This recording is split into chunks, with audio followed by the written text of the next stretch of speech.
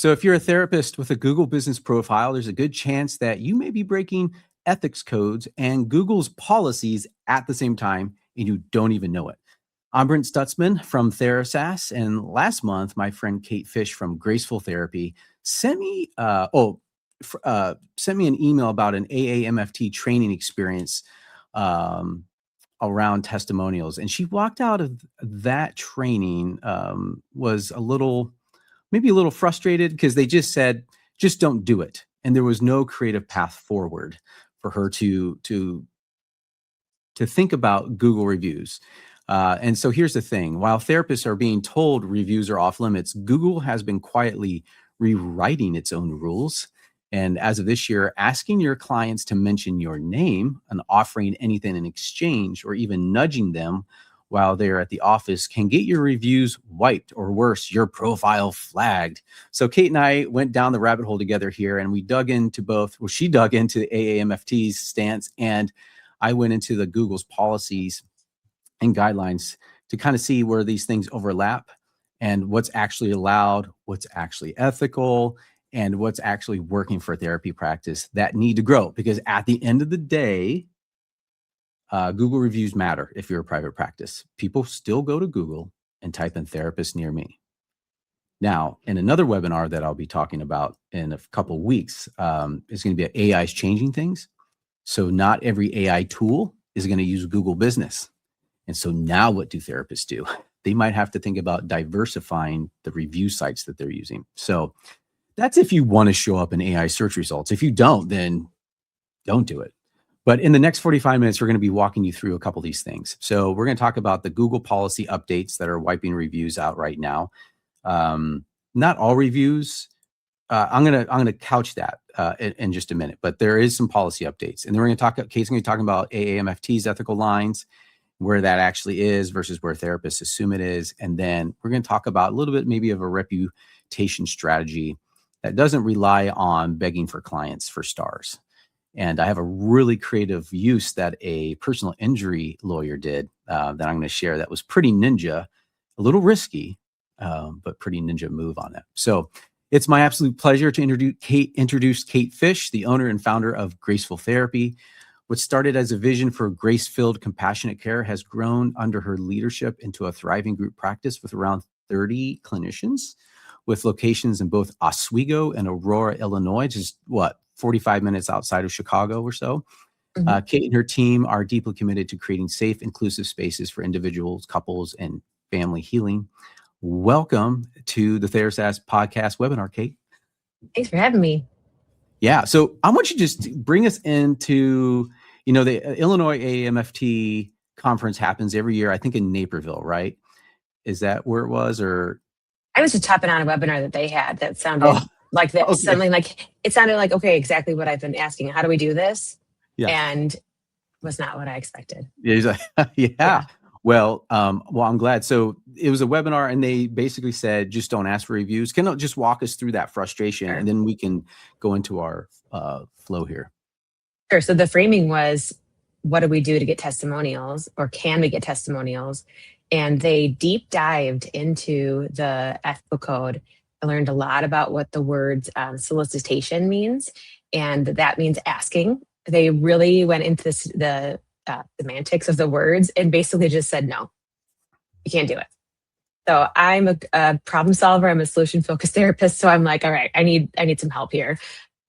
Give me some answers, but there wasn't time for that. So that's why I was like, I got a guy. Let's check out and see what Brent's got going on and see if he's got some ideas. And I figured you and I could figure out some ways to do this that doesn't break the ethical code, and not just AAMFT. All of the ethical codes have a very similar line in it. So I looked at those and I thought, yeah, we can figure this one out together. Yeah, absolutely. So just to kind of ground ourselves a little bit, I'm going to share my screen here, and just so we know what Google reviews look like. So I'm going to share my screen. I'm going to move us over here. Okay, so Google reviews. So I just used my wife's practice here. I'm signed in, so that's why all these others are popping up. But the Google reviews, what we're really talking about here is the Google business profile and these reviews right here, okay? So a couple things you need to know. Well, you can click on that link, and a thing will pop up, and then you can share that URL with somebody like family and friends. But here's the reality. People shop for their therapists like they do for Amazon products. And when we shop for Amazon products, we type in the name of the product. And then what do we do? Like the next thing is we look at how many reviews they have, what's the stars, and then the amount of reviews. And from there, we start to make our purchasing decision. The same thing goes for people who are looking for therapy services. So if you really want to get traffic to your website and client leads coming to you, you have to think about having Google reviews at the end of the day. We're just dependent on it. And the other reality is there's always going to be that one person who leaves you a 1-star review. And what happens if you only have 5 reviews and one of those is a 1-star? People will not consider a 2-star review or whatever it might be, so you really have to think about this from, I think of it as like a defensive strategy in some ways, but also proactive. All right. So that I just wanted to lay the groundwork there for it.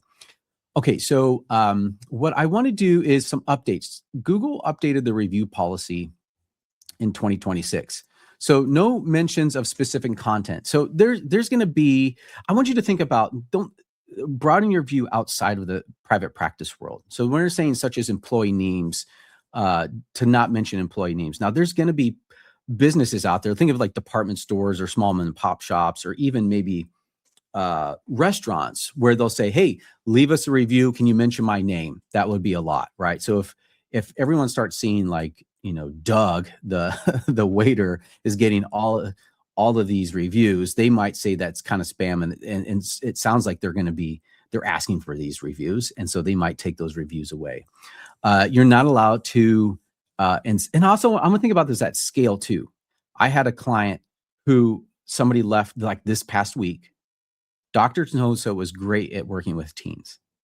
They actually used her name in the review, and it wasn't taken down. It wasn't taken down. So I'm thinking, think scale, because there are millions and millions and millions of reviews being left.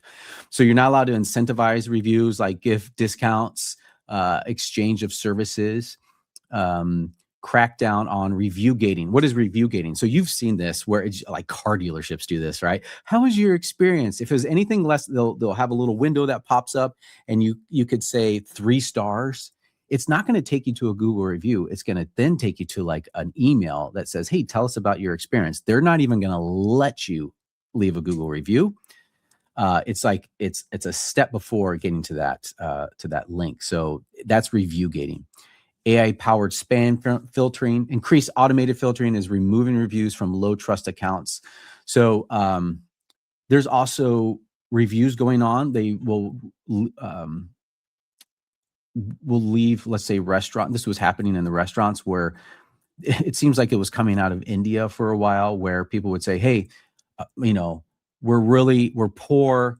I'm struggling to pay my family. I will have myself and 200 of my friends leave you 1-star reviews unless you send us a gift card. Okay. So there's that goes on.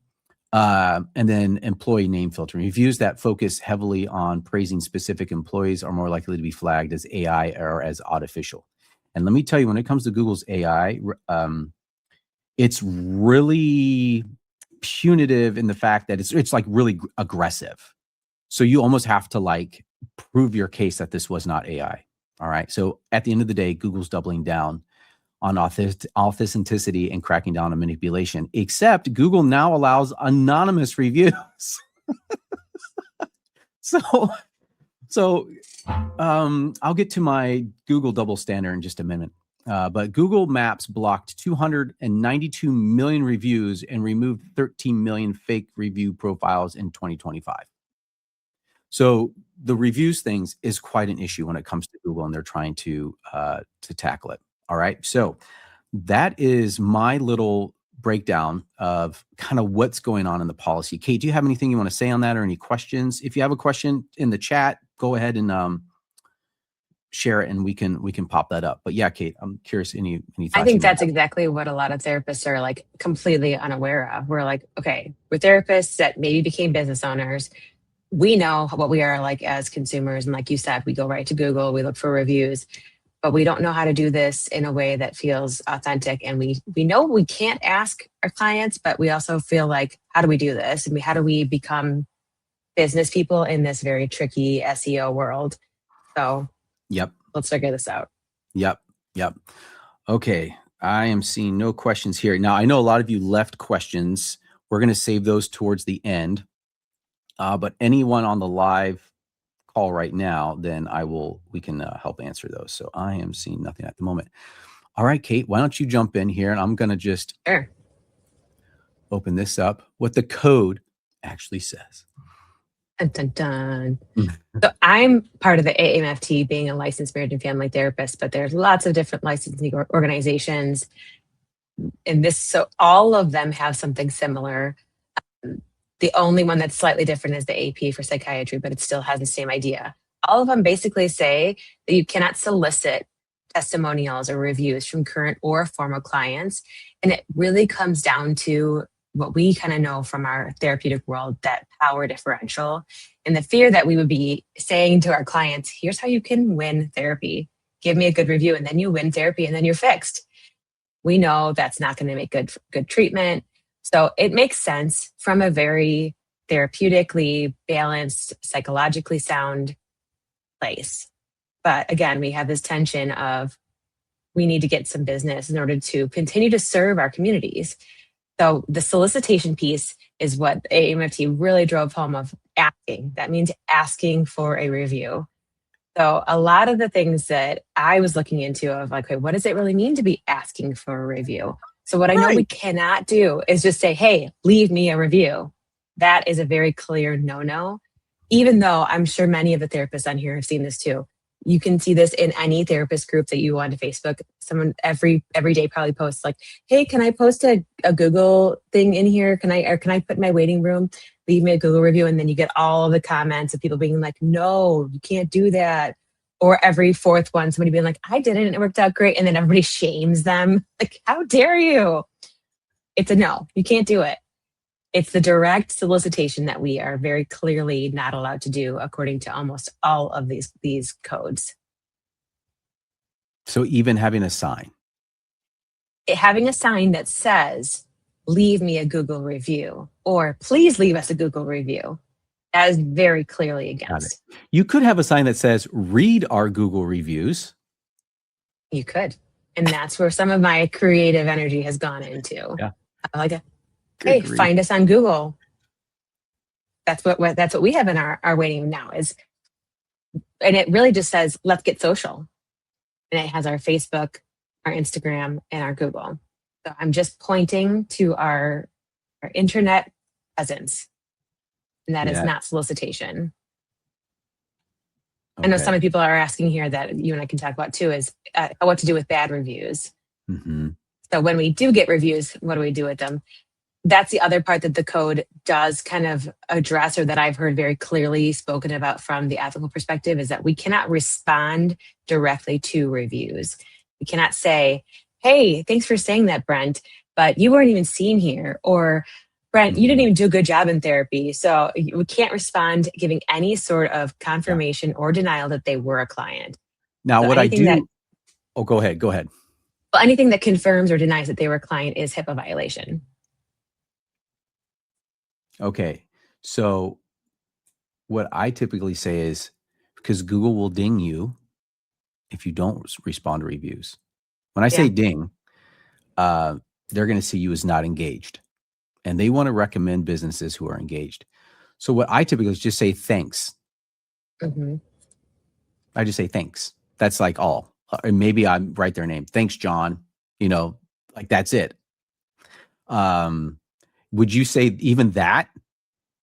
No, I wouldn't think so. I don't think so. Because really, you're not confirming or denying. That's what it comes down to. So I should have included here, we've got the codes, but then we've also got the HIPAA violations. They're HIPAA law. We have to be able to completely protect their confidentiality. And we have to keep our licenses, which means we have to work within these organizational codes. Right. Right. We have to keep people, even though they've revealed their identity. Right. Because they can breach they can breach their confidentiality. It's their confidentiality. Right. It's not mine, it's theirs. So if they want to say, I saw Brent for years and he didn't help me, I still have lots of issues. Like that's on them. Yep. We have a couple questions. Is there anything else on this slide? Because I'd love to bring up a question that would. No, I think that's good. Okay. All right. So here we go. Rosemary, I have one bad review. I was able to contact the person who was not a current client. I kept getting emails to pay for the removal. Do I have to pay someone? No. If it's not a current client, what I would do is say, I would call them out. Like this is like an extortion type of thing on it. You said it was not a current client, or was it a past client? I don't know. If it wasn't a past client and you were confident about that, you could just say this is extortion. Because the other thing people love to read reviews is how you actually respond to them. And, so if it's not a current client, it's not a past client, then. That's where they did get a little bit nitpicky in the AAMFT thing, where they said, you really have to be thinking about, it may not have been a past client, but if they know if it's their family member that went there, or if you're somehow confirming that you acknowledge that they became, or that they were like the mother to a client, they really were very conscious of the way that you could be breaking confidentiality. But the things that you're saying, I mean, you could absolutely respond and talk about, or like one of the bad reviews I got was about, I can't even remember the name, but it was nobody at my practice the clinicians have ever been named this name. I mean, let's call him like Samuel. They said, Samuel was the worst therapist. And I just wrote back and I said, thank you so much for your feedback. We've never had a Samuel on staff here. Yes. Someone for Susan with Kid Matters, they're like, Dr. So-and-so was horrible, blah, blah, blah, blah. They just want your money. And I'm like, I believe you're referring to the practice down the hall. This doctor does not. Yeah. I hope you were take it away. No, like it's still there. Well, and you can also, can't you ask Google you can challenge the review on Google? Yeah, it hasn't worked for me. And get in line. Good luck and get in line is what I say. Unless it's a mass kind of they're picking up on these kind of groups of people who are doing these things. It's very hard to get it reviewed. Now, some people, I just, from what I've read, it's like, oh, they left a review, even if they weren't a client. Even if they didn't shop, even if they didn't go to that Culver's, and left a bad review over on the burgers. I've never had a bad experience at Culver's, by the way. All right, a couple more here. Let's do. Yes, my question is there a way to get rid of one inaccurate? No, I mean, you can appeal and try. You can appeal. You can try. And my perspective has always been, then let's just try to get more positive ones that are accurate. Yeah. That might be more successful. Because here's the other thing is that I think there was some research, and I can't point to it, but maybe in our own experience, we're more likely to click and read reviews if there's like a 4.9 or a 4.8 than a 5.0, because we want to see what those negatives are, because we're more interested in avoiding pain and what happened there. And so how do they respond? This may be a silly question, but can we respond to call it? Yeah, absolutely. I think so. Mm-hmm, definitely. Before I shared out our procedures is to someone who complained, would you say that was okay? Once before I shared what our procedure. That's what I've done too. Or I would say somebody said when somebody wrote a review that they didn't answer the phone. And I said, I'm so sorry that you had a negative experience. You got to therapize them, of course. But I said, our policy is that we return calls within 24 hours. I'd love for you to try us again. Yeah. These are great questions. Oh, especially for me. How did you help your wife get so many reviews? 159 is amazing. I'll share some of those at the end. Let's do that. I was able to reach out to the person. I was okay. Yep. Here's the thing. My wife also got a negative review that was eventually taken down. When somebody leaves a negative review and it's like a client, at the end of the day, they just want to be heard. It's usually something like, please see me. Like I had a bad. And if I have found, when working with a lot of people, a lot of clients, if you call that person and just have a conversation, just hear them out. You don't even try to have to. She actually took that review down. Now, here's the thing. The review was actually a wonderful 1-star review. And they charged me because of their cancellation policy.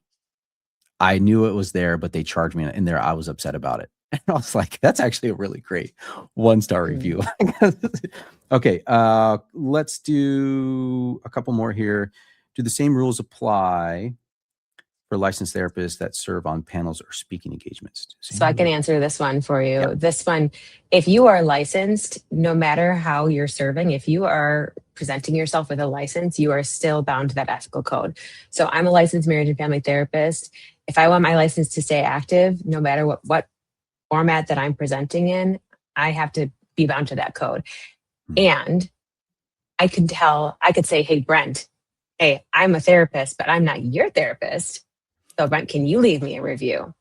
So if I'm speaking on a panel and I'm not speaking to clients, yes, I can ask the people who have come to my presentation, like all of you today, if you've enjoyed my time talking about this with Brent, please leave me a positive review, because none of you are my clients right now that I know of. But if I'm talking to a client in my client session, I cannot do that. Always have to be thinking about my license, even when I'm not actively acting as a therapist, if that makes sense. I hear you. I hear when you say get more positive reviews, but aren't therapists not allowed to ask for reviews? I think it just depends. And we'll talk about that too. I think therapists can ask for reviews. It's just not from clients. So let's keep going. Thank you for those questions. All right. Let's jump in here. So Kate, this is still you. Yeah. So some of the ways that I've worked around this. So I think being very passive about it, like putting our awareness out there. I mean, this is all just good marketing to begin with, to say like, hey, we're on Google.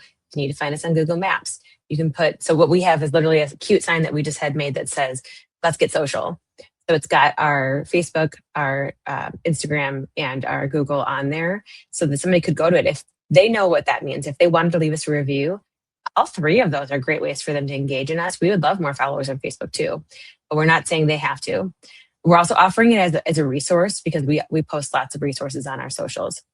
Putting it in your email signature, it's just a way to say, again, find us on Google. I'm not asking, it's just visibility. Kind of repetitive here, but having the QR code. Again, I would be very cautious about what it even says. We went back and forth with a couple different drafts with our marketing gal about our sign. So it literally just says, let's get social. It's not find us on Google and leave us a review, or even like what you see, like nothing that's saying, that's soliciting, because that's truly what the ethical code says. Yeah. And then putting it on your website, having it available, that's really the biggest thing that we can do in a passive way. And then going through this, the referral source and community outreach, I wrote an email to several of our referral partners. So doctors that refer to us, we have lots of community partners. We're very involved in our community. We do a lot with our Chamber of Commerce, any vendors that we've worked with that we've had positive collaborative relationships with. So professional things, people that we've co-hosted workshops with, people who have gone to our CEU workshops. I asked them to share their observations, and I said, in the email, which I think we have shared in here later that I'm happy to share, I just called it out. And I said, we cannot ask for reviews from our clients. So it's really important to us that we ask you to be a part of our community resource and referral network. Speaking engagements, again, if you're in a speaking engagement, even though you're writing or you're working off your license, again, it's the relationship and it's the power differential that matters. So if people in the audience are not your clients, that's when you can say, I'd love to hear your feedback if you have it. If you're in a consultation call and you're just giving free advice to somebody, again, that's probably one of those really gray areas. You could say, leave me a review. Yeah. All right, let's dive into a couple of these here. So going back to that question, how my wife gets so many reviews, whenever we hire somebody, part of their onboarding experience is like, hey, let's try to get 3 reviews, and just ask family and friends, ask professors, ask anybody who's not a client. Google doesn't give a rip where these reviews come from. And they don't even have to say that you're a great therapist. Now, one important thing is if they can say you're a child therapist or counselor or something, those are key words that are important. And Google will highlight those, usually marking them in bold, and AI recommendation engines will also grab onto that because they want to be able to surface and provide trusted recommendations. And so what people say in reviews are also kind of important. But I think when you hire somebody new, have that part of the onboarding process. And you could also make it a little bit of a competition too. I've done that as well.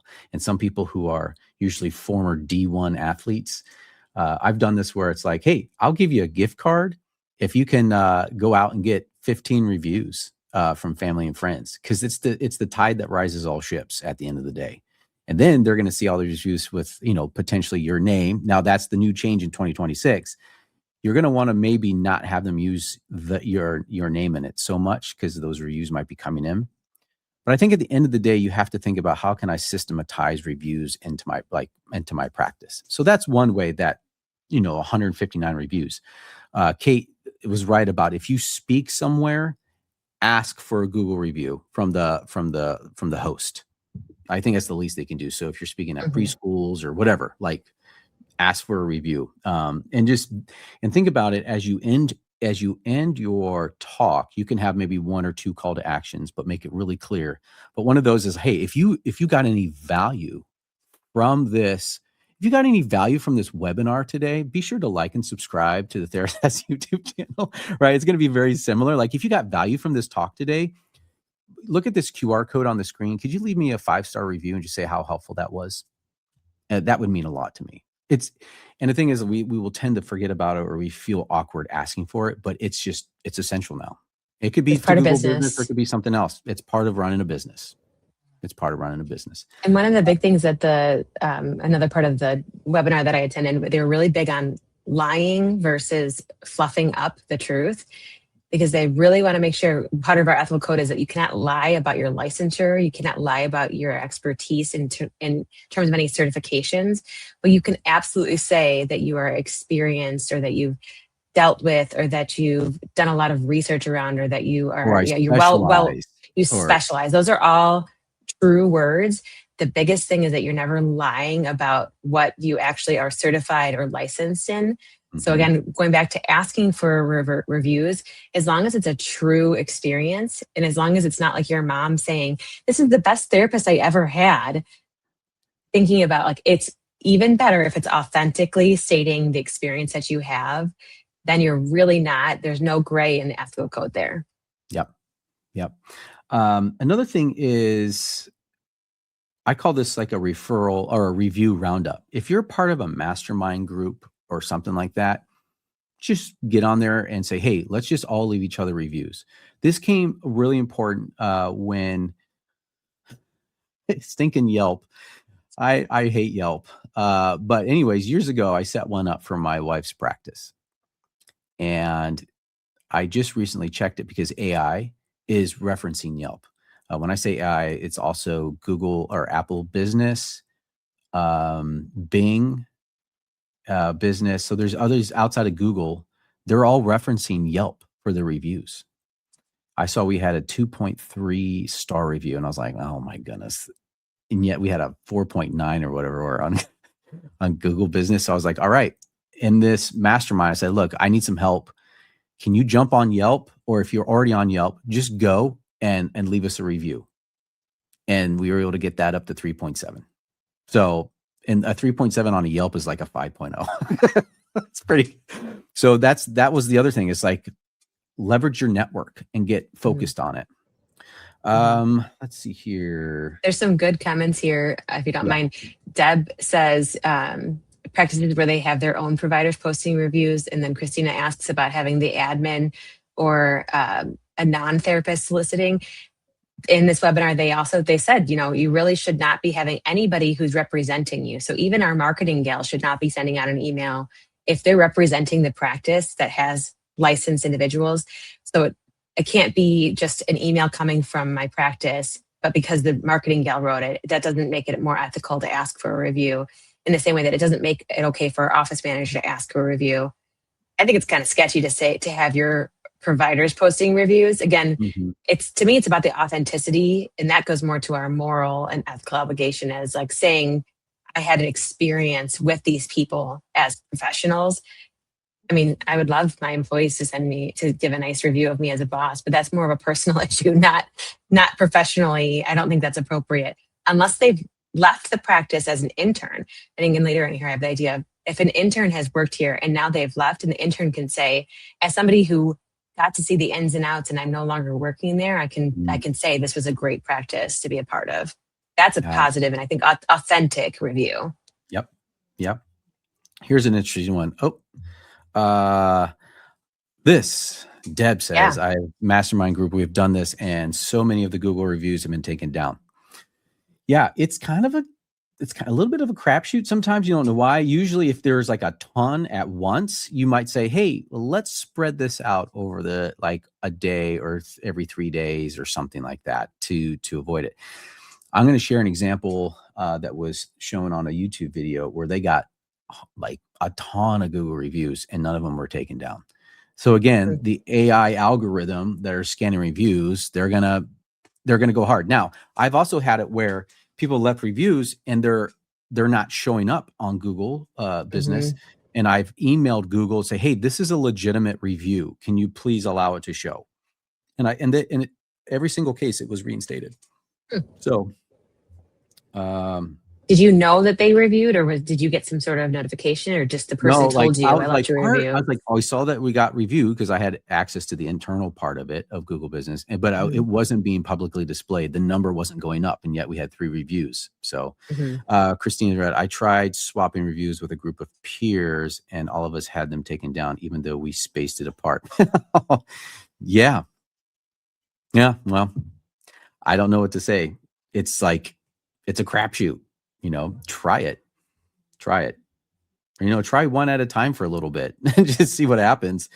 I don't know why Google does certain things, except they often break their own rules. Let's jump down to structural here. Okay, let's keep going. Yeah, so it's just more ideas of ways that you can kind of build this presence. Mentioning the online presence that you have without directing or asking them for a review, and having it on your website. The community newsletters, again, mentioning your Google presence. Again, it's that very passive approach. This is Brent's specialty, but talking about the Google business profile optimization, that's a huge part of it. You don't also want to tell people to go to your Google if it's not even an accurate listing of your practice. That wouldn't be very helpful. Yeah. There's also a thing there's a review recency of a review is also becoming a factor too. Oh man, it's all changing. What was I going to say? Oh yeah, I was going to share one more thing, but go ahead. Staff and intern engagement. Is this the one you were sharing earlier? Yeah, so I already mentioned it in this, but if you have staff that have experienced your supervision, the training culture, and leadership, I think that's a good way to authentically review the practice. But I really don't like the idea of anybody lying and saying that they were a client when they weren't. I think that goes to like asking friends and peers for reviews. Great, but let them speak about who you are and how they've experienced you. It's like putting your mom down again as a professional reference. It doesn't really look good for anybody. So if they can authentically tell a story about a way that you've professionally benefited them, I think that's a really great way to increase your reviews. And then perhaps some are internship alumni as well. That's great. I'm going to steal that idea, Kate. That's a great idea because I know there's some interns there's people who are leaving a practice to go on maternity leave and they're not planning to come back, but received incredible supervision. So like have them like just reflect on that. That's great. Key framing principle. Yeah, so the biggest takeaway that I've had from my digging into all the ethical codes and from that very helpful, the webinar that I attended, was it's really all about that power differential. And it's really thinking about when we're asking, this is how I've explained it to our office admin. When we talk about any of our policies, we never want our clients to feel like they can win therapy. If they get the sense they can win therapy by either being like the fastest to pay their bill or conversely, if they don't pay their bill, they're losing therapy. I always use that as an example of that's not helpful to the therapeutic relationship. So in the same way, if we're asking something of our clients, we have to be aware of how that could impact their experience in therapy. And so when it comes down to it, putting out, again, that passive, putting out that we have this social media and this online presence is totally appropriate. It's not appropriate to ask for a favor or ask for any sort of gifting, which is what a Google review would be. So we need to be thoughtful about how we're asking for these reviews, but that doesn't mean that we can't get them. Yeah. Oh, we got a good question for you, Kate. You ready? Ooh, here we go. Yeah. All right. So I supervise AMFTs. Is it okay to ask for a review since they are not a client? Ooh, that's a good one, Rosemary. I like But that yet one. there is a power differential. There is a power differential. And I would say that maybe until they are complete, when they're done with their supervision, you might wait. Because, Yeah, I'm yeah, not if going they to are sign your notes actively, until you leave me a review. exactly. Yeah, that's a very good point. There is, I mean, there's a very clear difference between a client and a supervisee, but there is a very similar power differential. So great question. Yeah, I would say that maybe that's a good example of something that we shouldn't do. Yeah.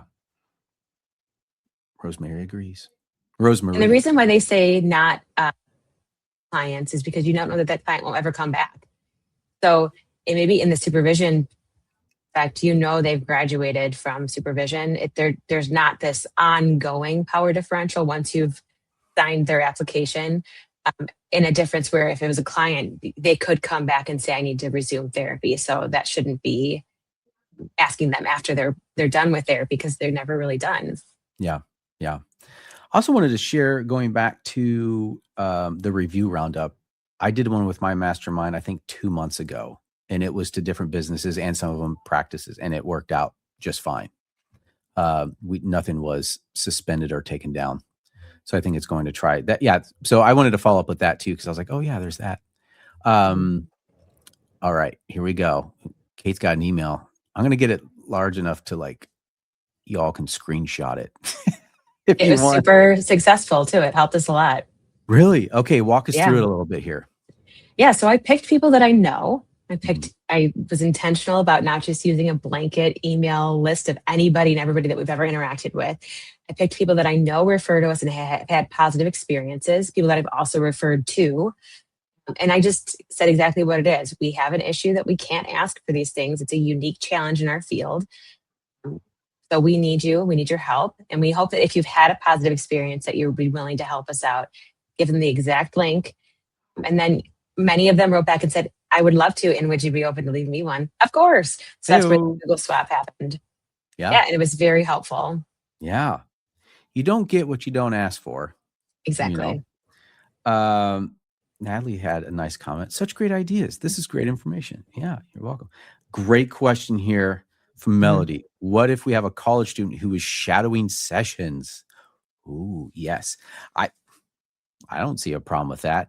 Yeah, I would say it's similar to the intern experience. I think once they're done with their internship and once they're done with any sort of supervision experience, it's definitely fair to say um, it's the like for the supervision piece. If it's an ongoing thing, you might just think about that power differential, but they aren't a client. And in the same way, you probably wouldn't ever see that college student as a client once they've shadowed sessions. Right? I wouldn't recommend it. I think it's safe to ask them for a review after they've completed that experience. Yeah. Here's a good way to set this up, because a lot of times people are like, "Well, I don't know what to say." So in your maybe exit interview, in your time done with this intern or whatever, you said, share about your experience. What could we have done better? What was really positive? And then at the end, after they say some things, maybe it was really warm and glowing, you could say, you know what would be really helpful for our practice? It sounds like you got a lot of value. Could you just could you say some of those things in a Google review? If I sent you a link, could you just say some of those? Because other people could really benefit from hearing from you and that experience, not just potential new interns or hires, but just also our community at large. Would you be willing to That's do that? And that's a huge framing way that we've done it. We've been thinking a lot about really during Mental Health Month too, framing this as we're trying to get our community to see the benefit of mental health therapy and services. So it's really combating the stigma of therapy by having more people share their positive experiences in therapy. So Mhm. we've been actually asking on our social media, just in general, saying, if you've had a positive experience with therapy, let's talk about it. And then we as therapists are also giving our, quick 30-second videos saying, I love my therapist because I get to take a break in the middle of the day and vent. And I don't do that with my friend. It's different than seeing my friend. So we're trying to really open up the dialogue about it. So thinking of it as a community effort and really a destigmatizing campaign, a good way to go about it. Yeah. Yeah. All right, we're coming to the end. We'll get some questions, but I do want to share this. The number one SEO strategy that crushed Google rankings. So I like following these people at Sterling Sky. They're really smart, really honest, and they do a lot of local SEO. But anyways, they said they worked with a personal injury or they know of a personal injury lawyer. They went to a farmer's market, gave out bicycle helmets for kids.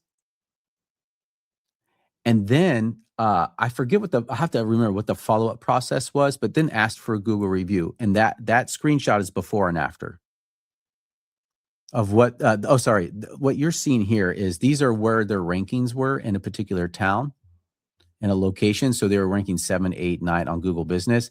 And then after that farmer's market, they just jumped like crazy. And their reviews were not taken down. So I think this is a really interesting use case and just being creative. Because here's another thing you need to realize. If people are just searching your brand in Google, that is a search signal that gets sent to Google, and they're gonna say like, hey, this practice is actually pretty popular. So when other people are searching for therapists near me, maybe we could recommend them. So just brand mentions, and then also social media. I used to poo-poo social media, but now I'm starting to reconsider it because Google is starting to, you can link your social media profile on your Google business page, and Google is starting to extract information from your social media posts that are connected to and surfacing them on Google business search results. That's great, because that's where we actually get a lot of mentions on Facebook that we've wanted to take, but we can't. They can't create a Google review. So that's really good news for us. So that's really interesting. Another thing, I have not tested this myself, but this Sterling Sky and another local SEO agency shared that there was they were testing out these rankings signals that Google uses, and one of them was asking for directions. So if somebody is getting directions on Google Maps and tapping on that button, and that it serves the link like directions to your private practice or whatever, that is a signal to Google that this is a popular site, and their Google business rankings went up. So what they're like, to test this, what the lady did, she got like 100 cell phones and like burner phones, and then all put the same directions to the same practice. So they had imagine this map like this on the left here. Okay. And then afterwards, she just put them all in her car and set them all for the directions and drove to that place, and their rankings improved. Wow. So I was thinking, a lot of these appointment reminders that you can be sent out through your EHR or something, you may be able to put the link. So you have to go into let me see if I can show this. All you need to do is this little directions button here. You click on that, and what you do is you grab that link that's right up here, and you could put that maybe in a URL shortener or something and put that in your appointment reminders. And if they're like, hey, I got an appointment, where's that at? Click on the link, and it can go right there to get your directions. Sweet. Or you can have that on your website, that exact link. So they tested it out and it seemed to work. So that's kind of one idea. Another one. All right, let's get to some questions. How was that not incentivizing review? Yeah, I think that might have been, exactly. That one's pretty incentivizing, I would say. And I think that's tricky because the difference between giving out swag and incentivizing. Oh yeah, the swag. Yeah. Oh, I know. But guess what? Google breaks its own rules. I'm going to share this example. So did I put it in here? So Google, for the longest time, they're like, write blog posts, please send us blog posts. I don't know if I put this here or not. Yeah, here it is. Google says a lot of things, but they don't always enforce it, and they break their own rules. For example, this is a meme. This is Anakin. Give us your content for AI overviews, and you'll reward us with visibility and traffic, right? Visibility and traffic, right? So here's a great one. This is back in, I forget when this tweet was. This is within the last year for sure. Today we released August 25. Okay, so this is August 25 spam update. It may take a few weeks to complete, but we'll post on the Google Search Status Dashboard. So this is Google Search Central, all right? And then Nate wrote, I like to report a spammer called AI Overviews. It's coming up number 1 for a ton of queries and violates all these Google policies. No. So Google is saying, we're going to only surface content. We're going to rank content if it has to be firsthand experience. It doesn't use automations like AI to write it. You have to have expertise, and you cannot be summarizing what others have written. And AI overviews is exactly that. They're just taking the content that you have written so that you can rank, and it completely it summarizes. It basically takes all these other different blog posts and creates its own blog post. And I had blog posts that ranked really well on Google, and they have all tanked. Okay. I got the receipts for this too, because it was amazing to watch. They all tanked, but they reference some of my blog posts on like how to start a private practice and things like that. But it would they'd take my whole website and then rewrite blog posts and corroborate with others. So when it comes to like, Google's just all over the place and it's a hot mess. Let's see here.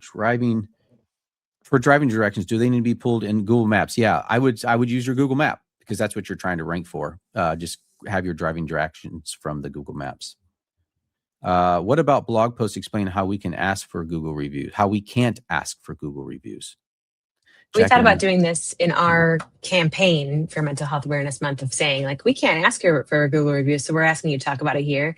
And that felt really icky too. I think this is where you really have, if you get that feeling of that ick of like, I'm still asking without asking, then you're asking.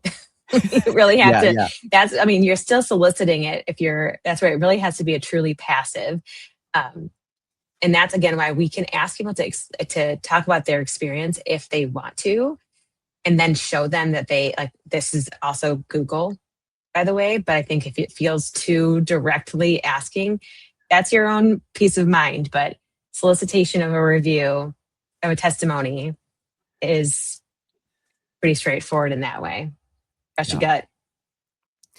Do the gut check, oh, I don't know, is this worth it? Because it takes years to build a brand and it only takes a few minutes to destroy it. So how do you ask client for reviews? Okay, so I'm going through what many of you filled out on the form. I think we talked about this here. I talked to a management at CPH Insurance, a major provider for members, and the owner herself, and at least 5 years, they've never once heard of a complaint being filed for this violation. Curious to see your take on GBP space. So I don't know. We're in Illinois, so IDFPR might be involved with this, right? Like, this would be the thing.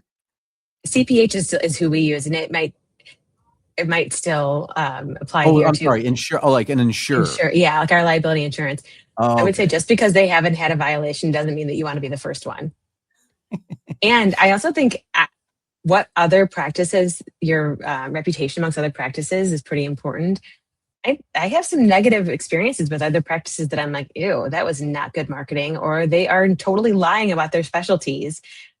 So it may not have gone to the point of being a violation or gone to the board, but you want other practices to think highly about your ethics, and you want to be a good ethical practitioner as well. So that wouldn't be reason enough for me to say, I'll just do it anyways. Yeah. I'm just starting out with a small private practice. I'm an LCSW. I think I only want a few clients through the four, but I haven't decided what platform I want to use and just want to gather information. That wasn't a question. Sorry, that was a statement on what they're wanting to get more information on. Need reviews. Jane App Electronic Health Org offers a Google review system. Do you have an opinion? I don't know. I don't have an opinion. Just be careful how you use it. Well, and I think in TheraSaaS, we have there's a great tool that we use TheraSaaS as well. And it helps us to know what our SEO presence is. We're not using it to get more reviews, but it's helping us know, like, here's a growth area for us. Yeah. Do you guys use TheraSaaS for your QR codes? Not yet. Yeah, there's under sites, you can go to QR codes. I do it all the time. Like when I speak at conferences, you can just put QR codes in, and then it can lead to, you could link to Google reviews, but it could also lead for forms if you want to ask for emails. Yeah, nice. I use QR codes for everything. Yeah. So you can organize your QR codes in there. Let's see here. Do we provide a general reply to positive reviews? I think so. Just like, thank you, exclamation point, emoji. Well, and how you said it is neutral enough, because I think a lot of people have said you can't reply, but a very general, like, thank you for sharing your experience. It does not confirm or deny that they were a client. That's the biggest piece of replying to these. But like you're saying, Brent, that's helpful to just have that. You should reply because you're saying it's helpful and it gives you points or whatever the opposite of getting a ding is. Yep. Yep. Are there any repercussions from Google for having too many reviews too quickly? I think there could be. It depends on, again, I think there's a spectrum. Google's dealing with millions and millions of reviews. So when does their system get flagged? At 50 reviews that are quick? At, if you're at like let's say the Museum of Science and Industry in Chicago, and there's like 100 reviews left within a week, that might be normal, right? You know what I mean? So I don't know how their algorithm has the spectrum. I do want to take 2 minutes and actually talk about what I'm doing with TheraSaaS and as far as review systems. So I've been diversifying my reviews, not just Google Business now. And I think Kate, actually, you left it on, which one? Was it Google or was it Capterra? Maybe it was Capterra. Yeah, I think it was Capterra, yeah, because I had never heard of that until you sent it to me. Yeah, it's more of a software-based review system. And they're highly vetted, right? So you had to like log in with your LinkedIn profile, I think, or something. And here's the reason why, is that a lot of these LLMs, Claude, ChatGPT, other, they're not pulling always from Google Business. And so what I'm trying to do is spread them out. So I have Productive Therapist, which is Uriah's place, Capterra, Google Reviews, and then I might start another one because they're now pulling, and AI Overviews is going to be doing this too. Google's going to always use its core, software products to YouTube and all that for recommendations when it comes to AI searches, but LLMs are not. Other ones are not. So I'm having to review. So I think for practice owners, and again, it's just making it more difficult. But as you said, Kate, practice owners have to think like business people now. And so if you don't have a Yelp account, don't start one until you have a plan to get reviews, because there's just mostly angry people on Yelp, in my opinion. And so have a plan to ask for people. Do not send them a direct link. Yelp knows if it's a direct link and they're being solicited. They'll let you leave a review, but they will not display it on the website. So they have to sign up on their own accord and leave a review, but you cannot send them a Yelp review link. Don't do that. So don't start having different review sites unless you have a plan to get it. And you need to systematize it. You really do need a plan. I would say open up a new pipeline inside of TheraSaaS, and then just put a list of contacts that you want to follow up with in, and then create a system around consistent follow-up. Because guess what? You probably need to ask 3 or 4 times before someone actually leaves a review, or have an amazing email like Kate shared. Can you ask for more client review? When you're saying ask for review, you're not talking about clients. You're talking about the referral sources. You're talking about the community. That's right. The community. Like for me, I can ask for TheraSaaS subscribers to leave reviews for sure. How can I ask for, we talked about this one already. How can I ask for reviews without violating ethics? I think we covered that. Best practices for requesting reviews. I think we have a lot there. Also, if you have any questions in the chat, put them here because we'll prioritize these since you're here live. Can associates ask for reviews or only license? I think we did that. No? Did we talk about this? Oh, you're just answering. No. Yeah. No. Yes. No. Yeah. Former clients, no. Yes, you can ask for, what was it? Yes, there are repercussions. No, you cannot ask from former clients. No associates. There's a lot of no, yes, no's. Yeah. We talked about this. I think it's important to respond publicly if they're not a former client or current client. I especially if it's like you don't know this person, you can confirm they're not. I think it's just important because, again, Google wants you responding, and people actually want to see how you respond to these things too. We already talked about HIPAA violation, anonymous reviews acceptable. Yeah, for some stinking reason, Google allows you to leave it now. That's a brand new, in 2026. I haven't seen actually a whole lot of them come through, by the way. What if a client mentions personal information in review? You just leave it. It's their confidentiality. I wouldn't even touch it. I wouldn't even touch it. How do I handle fake reviews? You can contest them, get in line on Google, but try to do it. Can Google remove inappropriate reviews? It depends on what Google deems inappropriate. What are legal concerns around online reviews? I don't have any legal concerns because you're just more around, your own standards and licenses. I think IDFPR would get involved, right? If Illinois Department of something regulation, professional and financial regulations, right? But I don't know. Being in Illinois, I don't even know what they do. Yeah, I wouldn't say the only legal piece of it is our license. Yeah, it's your license. So I don't even know what, I don't know. It's the government. So how much are they going to get involved for one review? I don't know, unless somebody just has a vendetta. How do reviews impact SEO? Is very important. Recency and the words that are actually used inside those reviews. It's content. At the end of the day, reviews are content, and search engines and LLMs want content. Is there a preferred platform for collecting reviews? I think you start with Google, build that up, and then if you want a secondary, I'm sorry, but you just, for some reason, LLMs they like Yelp. It's horrible. How many reviews should a practice aim for? I always say as much as possible, and maybe 5 or 6 more than your nearest competitor. How often should we request reviews? Whenever it's appropriate.